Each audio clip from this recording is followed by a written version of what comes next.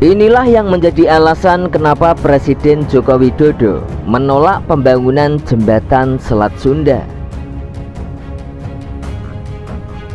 Jembatan Selat Sunda atau JSS adalah salah satu rencana besar mega proyek pembangunan jembatan yang pernah direncanakan di Indonesia. Jembatan ini direncanakan akan berdiri kokoh melintas di atas Selat Sunda, menghubungkan Pulau Jawa dengan Pulau Sumatera. Bayangkan saja jika jembatan ini benar-benar terrealisasi, maka antara Pulau Jawa dengan Pulau Sumatera tidak akan pernah ada jarak lagi. Jembatan sepanjang 27-30 km ini sudah pernah dirancang sejak zaman Presiden Soekarno. Jembatan sepanjang 27-30 km ini sudah pernah dirancang sejak zaman Presiden Soekarno. Jembatan yang akan melintasi palung laut Selat Sunda ini rencananya akan terhubung dengan tipe jembatan layang, jembatan suspensi, dan jalan darat. Melintas di atas Pulau Ular, Pulau Sangiang, dan Pulau Panjurit. Yang hebat dari rencana jembatan ini akan dibangun kokoh menahan guncangan gempa sampai 9 skala Richter jika terjadi gempa di sekitar anak Gunung Krakatau. Namun, rencana pembangunan jembatan ini ternyata belum juga terrealisasi sejak zaman Soekarno, Soeharto, dan SBY. Bahkan di era Presiden Jokowi, rencana pembangunan jembatan Selat Sunda ini malah ditolak oleh Jokowi. Lantas, kira-kira ada apa sampai Jokowi menolak jembatan ini? Yuk kita simak videonya. Namun sebelum lanjut menyimak video sampai selesai, saya ajak Anda untuk mendukung channel ini dengan cara like, subscribe, aktifkan tanda lonceng. Jangan lupa share dan berikan komentar di akhir penayangan. Ide jembatan ini berawal dari gagasan Profesor Sudiatmo, yaitu seorang guru besar di Institut Teknologi Bandung atau ITB pada tahun 1960-an. Mega proyek ini disebut dengan nama Trinusa Bima Sakti, yang berarti penghubung antara 3 pulau, yaitu Pulau Sumatera, Pulau Jawa, dan Pulau Bali.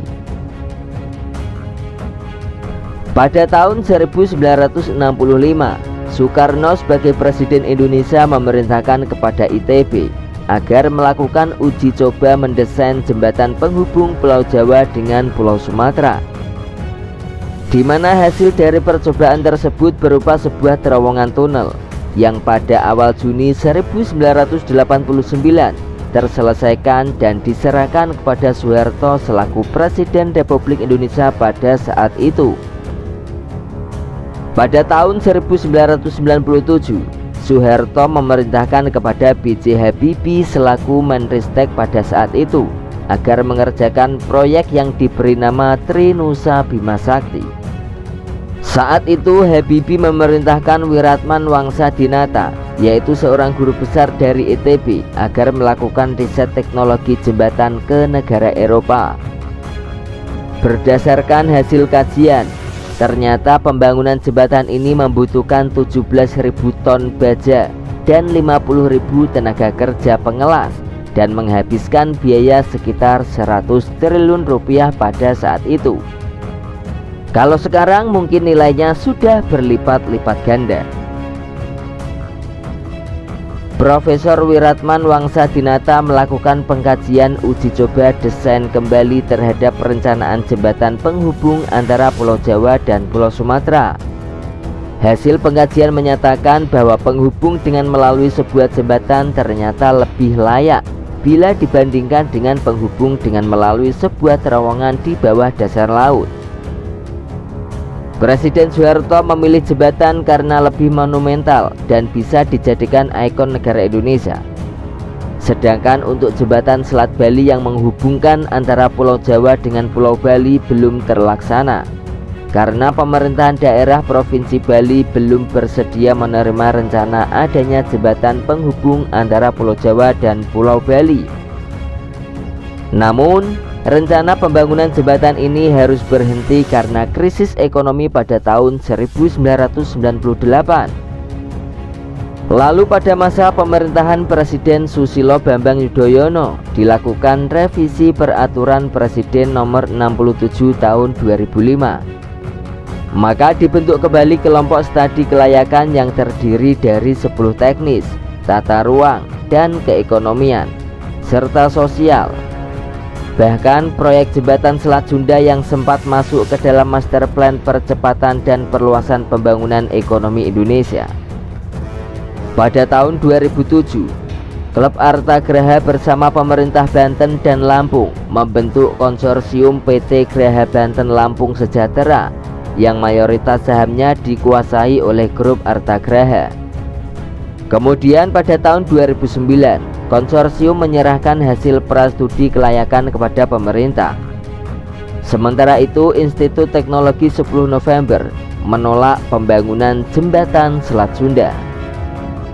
Meskipun sudah terdapat hasil uji kelayakan, ditambah lagi dengan kebutuhan transportasi yang sangat besar antara Pulau Jawa dengan Pulau Sumatera, Presiden Joko Widodo terpaksa harus menolak pembangunan jembatan Selat Sunda ini dengan alasan, karena jika jembatan ini dibangun, maka kesejahteraan rakyat di sekitar Merak dan Bakauheni akan menjadi sulit tercapai. Transportasi kapal di pelabuhan Merak Bakauheni akan sepi penumpang dan terancam jadi pelabuhan mati. Selain itu, harga tanah di Pulau Sumatera akan naik berkali-kali lipat dari harga semula. Masyarakat di sekitar pelabuhan juga tidak bisa lagi membuka usaha di pelabuhan. Yang jelas, pelabuhan Merak Bakauheni akan menjadi pelabuhan mati karena transportasinya akan beralih menggunakan jembatan Selat Sunda. Ditambah lagi jika memang jembatan ini tetap dibangun, maka perkembangan ekonomi Indonesia seolah-olah terpusat hanya pada Pulau Sumatera dan Jawa.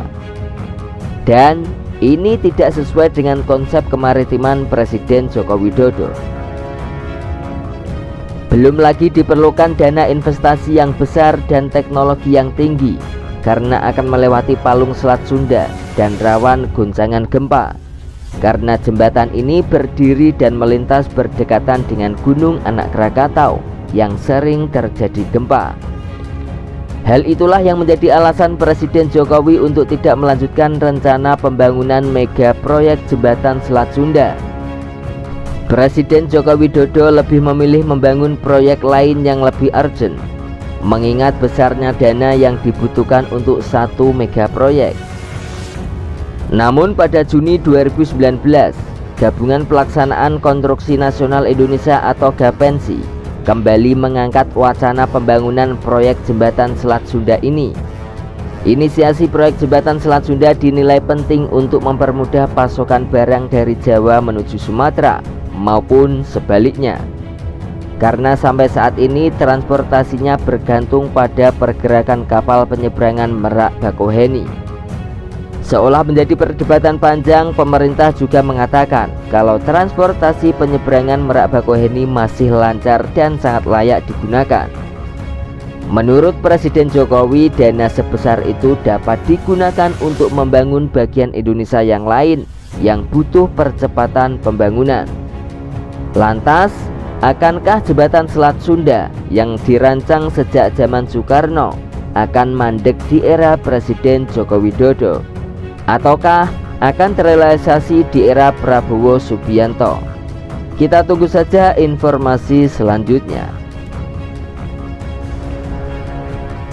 Terima kasih sudah menonton. Sebelum beranjak ke video lain, saya ajak Anda untuk mendukung channel ini dengan cara like, subscribe, tekan tanda lonceng, dan jangan lupa tinggalkan komentar. Sampai jumpa di video-video berikutnya.